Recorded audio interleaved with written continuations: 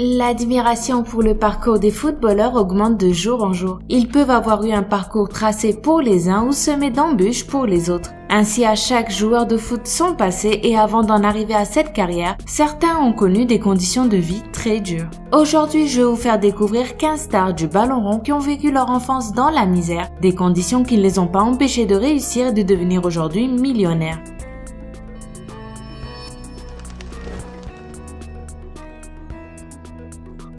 Ángel Di María.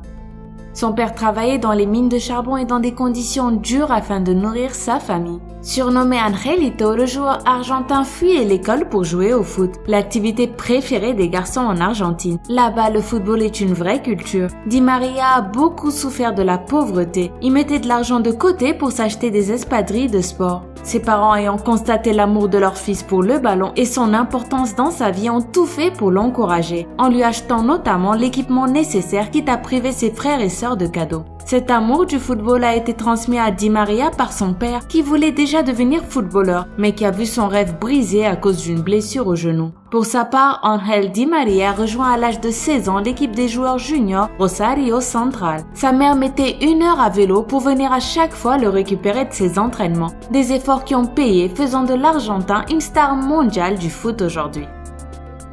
Samuel Eto'o.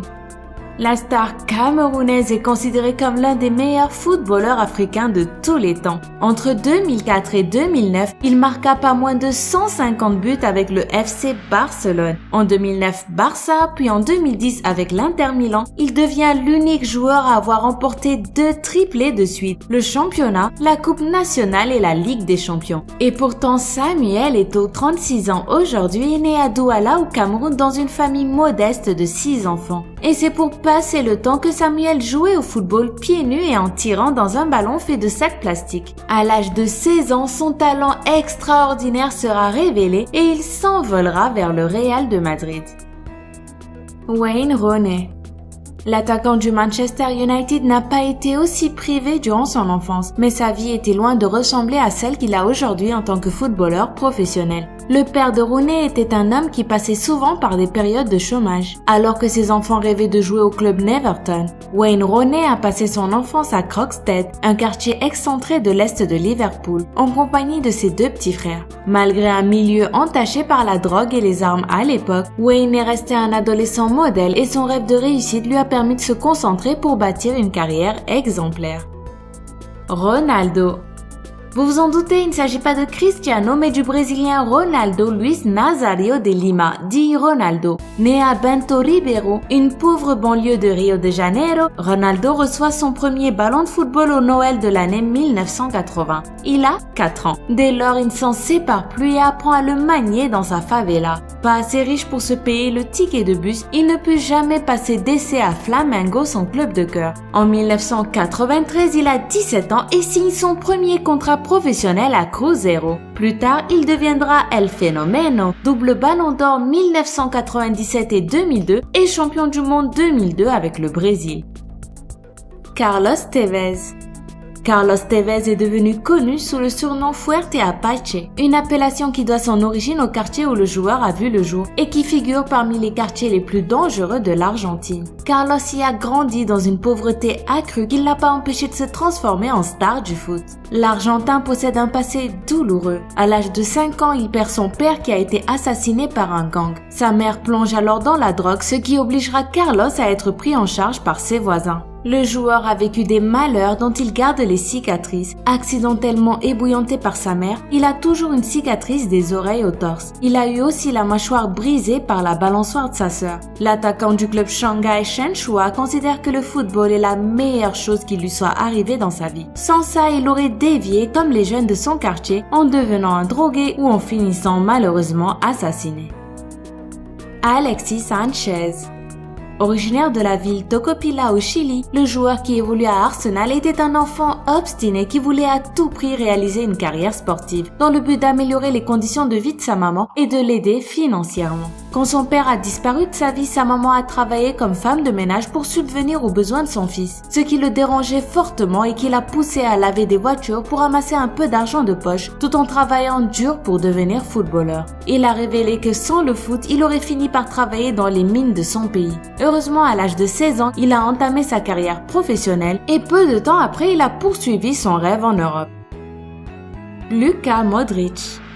Quand on observe Luka Modric, il est difficile d'imaginer la peine et la douleur qu'il a vécue avant de devenir joueur au Real Madrid. Il avait 5 ans seulement lors de la guerre en Croatie en 1991. Il perd son grand-père quelques mois après le conflit dans son pays, l'obligeant à vivre dans un endroit spécial pour les réfugiés car son pays a été envahi. Il passait donc son temps là-bas jouant au football. Luka Modric arrivera à s'en sortir avec du temps et de l'effort en rejoignant l'équipe croate de foot et en commençant enfin son ascension quand la guerre cessera dans son pays.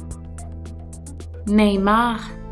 À seulement 14 mois, les parents de Neymar ont cru perdre leur fils lors d'un accident de voiture qui a failli lui coûter la vie. Or, le joueur brésilien a survécu pour devenir l'enfant prodige qu'il était. Pour être au plus près de son club Santos où il a commencé sa carrière, il déménage chez son grand-père et partage une chambre avec sa sœur et ses parents. À l'âge de 13 ans, il a été remarqué par le Real Madrid. Il était même sur le point de signer avec le club, mais son père l'a obligé à rester à Santos. De retour au Brésil, Neymar finira quelques années plus tard par conclure avec le FC Barcelone en 2013.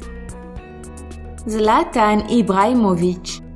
Zlatan Ibrahimovic avoue avoir eu une vie pénible avec une mère divorcée qui le battait et un père alcoolique très affecté par la guerre en Bosnie. Issu d'une famille pauvre et ayant beaucoup souffert, il demandera à sa femme plus tard de toujours garder le réfrigérateur plein de nourriture pour que ses enfants ne se sentent jamais privés comme lui l'a été. Le joueur suédois a grandi dans la ville Malmö où les hors-la-loi étaient nombreux. D'ailleurs, dans sa biographie, Zlatan révélera avoir volé des motos et des voitures car c'était le mode de vie là-bas et qu'il faisait ça pour attirer l'attention. Fier de son passé, le joueur a déclaré « Rosengård est un quartier de pauvres en Suède, mais c'était le paradis pour moi. J'ai grandi là-bas et j'ai beaucoup d'amis. » Carlos Bacca.